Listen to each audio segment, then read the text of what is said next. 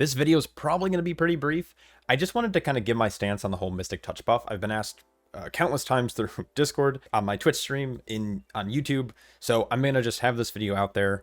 I know I'm a little late to the party on this. This was actually 5 days ago when this happened. Mystic Touch was buffed from 5% up to 8%, a 60% increase on the effectiveness of this buff. And basically Blizzard's development note was that classes that deal pure physical damage, they're just less represented than classes that deal magical.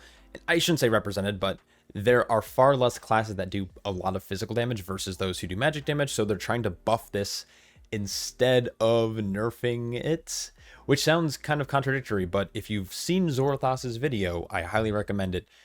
He explains why this is actually going to end up being a nerf, not just to like Monk, but also mostly to the classes that deal physical damage based on how Blizzard tunes it. So just in case you haven't seen it, it's actually up at like 31,000 views, so chances are you've probably seen it by now, but he does a really good job going over explaining what the buff is, Blizzard's reasoning behind it, and then walking through the logic behind it. Like, monks are still being represented, even though it's not necessarily that effective. There are also guilds that technically kill, bosses without different raid buffs, whether that's warrior, whether that's chaos brand, whether that's the Mystic Touch debuff. They talk about how classes are tuned and how chances are, because of how strong the 8% physical buff is going to be, that Blizzard will probably make the assumption that you're playing with a Mystic Touch buff if you're a Fury Warrior or an Outlaw Rogue, and tune your class based on that information, making you objectively forced to play with a monk to do equal damage to what a class would normally do without it.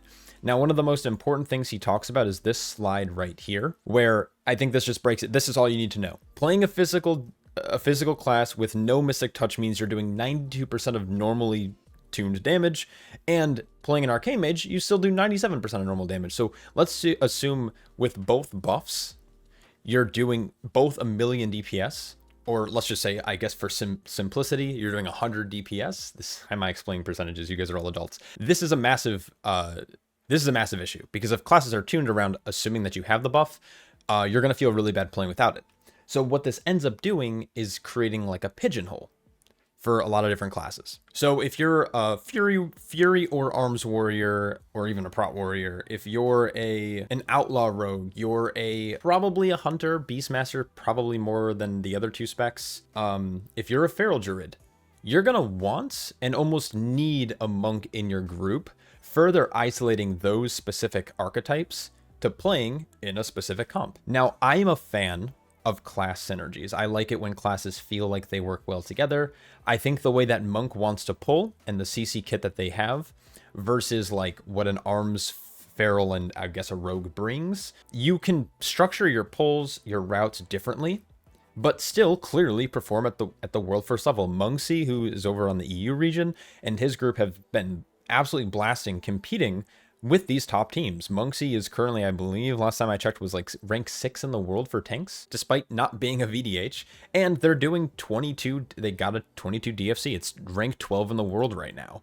And so this is a really cool thing to see. Obviously, though, they're being drowned out in a sea of purple. But I think this is healthy for the game, but I think the way that Blizzard is going about it is not healthy, if that makes sense. It's kind of like a double-edged sword, right? If they don't tune classes assuming you have Mystic Touch, these classes are going to be outrageously broken in keys and in raid, and so they probably won't do that. And the other way around is it's gonna be like either mandatory to play with or so broken that you have to play with it. And so either way, it's like forcing you to play with a monk, whether it's in the Brewmaster slot, Mistweaver slot, or in obviously playing Windwalker, and which is kind of unfortunate. So if you're a Fury Warrior and you're throwing up your key in Group Finder, you're actively throwing the key if you're not inviting a monk to your group, further isolating you as a player and as an archetype to play with this exact comp.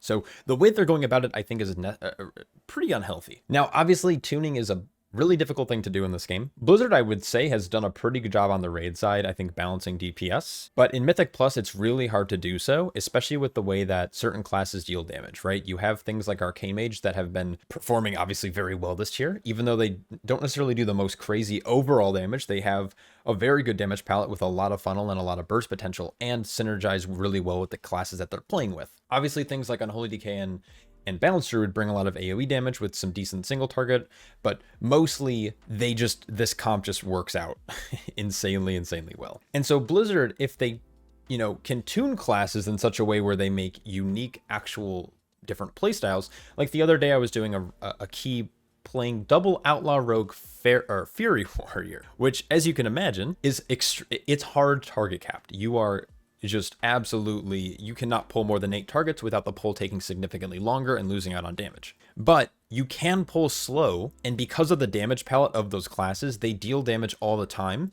And if you're clean, we ended up timing a 19 Priory with almost 3 minutes left and a death and a very not optimized route.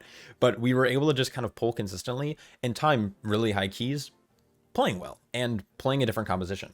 So if Blizzard can get the tuning right on class profiles, I think it's better. I also think that Mystic Touch is still outdated. Even with this buff, I just don't think it's the right way to go about it. It feels really bad as a monk already with a 5% physical damage increase to play with something like a mage or an Unholy DK or a Rat Paladin. And now that it's 8%, it's going to feel even worse, especially when classes are tuned around it. So I guess those are my thoughts. I'm kind of pro synergies, but I'm super anti the way that they're doing it. I think they should treat it similar to what they did with Vengeance, or like Demon Hunters in general, or Arcane Intellect, where they should actually nerf Mystic Touch. Or, in my personal opinion, I think they should remove Mystic Touch and give monks Legacy of the Emperor back in some kind of capacity, whether it's giving main stat, which could be arguably just as broken, but it would actually benefit everyone. So if you gave them, like, let's say monks brought 2% main stat to everyone, that's not, I don't think, necessarily broken, not as broken as Arcane Intellect or something like the Mark of the Wild buff. You're giving everyone a little bit more throughput, a little bit more healing.